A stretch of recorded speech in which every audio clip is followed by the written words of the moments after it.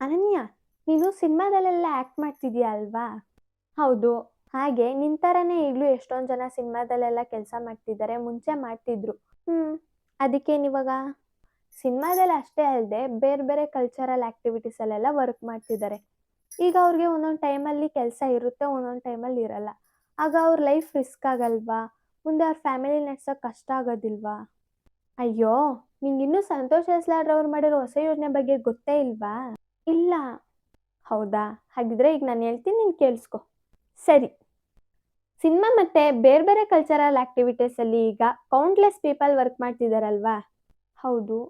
ಮನೋರಂಜನೆ ಕ್ಷೇತ್ರ ಸಾಕಷ್ಟು ಉದ್ಯೋಗನ ತಂದ್ಕೊಟ್ಟಿದೆ. ಆದ್ರೆ ಇಲ್ಲಿ ಕೆಲಸ ಮಾಡೋರ್ಗೆ ಲೈಫ್ ಸೆಕ್ಯೂರಿಟಿ ಇರಲಿಲ್ಲ. ಅವ್ರ ಫ್ಯಾಮಿಲೀಸು ತೊಂದ್ರೆಲಿದ್ವು ಅಲ್ವಾ? ಹೌದು. ಇದನ್ನ ಗಮನಿಸಿದಂತಹ ಕಾರ್ಮಿಕ ಸಚಿವರಾದ ಸಂತೋಷ್ ಎಸ್ ರವರು ಸಿನಿಮಾ ಮತ್ತು ಸಾಂಸ್ಕೃತಿಕ ಕಾರ್ಯಕರ್ತರ ವಿಮಾ ಯೋಜನೆನ ಮಾಡಿದ್ರು. ಈ ಮಸೂದೆ ಲಾಡ್ರವರ ನೇತೃತ್ವದಲ್ಲಿ ರೂಪುಗೊಂಡು ವಿಧಾನಮಂಡಲದ 2 ಸದನಗಳಲ್ಲಿ ಅಂಗೀಕಾರವಾಗಿದೆ.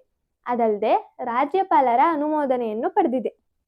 ನಿರ್ಲಕ್ಷಿತ ವಲಯದ ಕಾರ್ಯಕರ್ತರನ್ನು ಒಂದು ಕ್ಷೇಮಾಭಿವೃದ್ಧಿ ಮಂಡಲದ ಅಡಿಗೆ ತಂದು ಅವರ ಬದುಕುಗಳಿಗೆ ಹೊಸ ಭರವಸೆಗಳನ್ನು ಮೂಡಿಸುವ ಈ ಪ್ರಯತ್ನ ಇಡೀ ದೇಶದಲ್ಲೇ ಮೊದಲು ಎಂಬುದು ವಿಶೇಷ. ಸಿನಿಮಾ ಮತ್ತು ಸಾಂಸ್ಕೃತಿಕ ರಂಗದಲ್ಲಿ ಕೆಲಸ ಮಾಡುವವರ ಕಲ್ಯಾಣಕ್ಕಾಗಿ ಕ್ಷೇಮಾಭಿವೃದ್ಧಿ ಮಂಡಳಿಯನ್ನು ರಚಿಸಿ ಅವರಿಗೆ ಸಾಮಾಜಿಕ ಭದ್ರತೆಯನ್ನು ಒದಗಿಸುವುದು ಈ ಮಸೂದೆಯ ಮುಖ್ಯ ಉದ್ದೇಶ ಆಗಿದೆ. ಸಿನಿಮಾ ಮತ್ತು ಸಾಂಸ್ಕೃತಿಕ ಕಾರ್ಯಕರ್ತರ ಕ್ಷೇಮಾಭಿವೃದ್ಧಿ ತಿದ್ದುಪಡಿ ವಿಧೇಯಕಕ್ಕೆ ಇತ್ತೀಚೆಗೆ ನಡೆದ ಬೆಳಗಾವಿಯ ಚಳಿಗಾಲದ ಅಧಿವೇಶನದಲ್ಲಿ ಅಂಗೀಕಾರನ ಪಡೆಯಲಾಗಿದೆ. ಹೆಚ್ಚಿನ ಜನರಿಗೆ ಲಾಭ ಆಗೋ ರೀತಿ ಈ ಮಸೂದೆಗೆ ತಿದ್ದುಪಡಿನ ತರಲಾಗಿದೆ.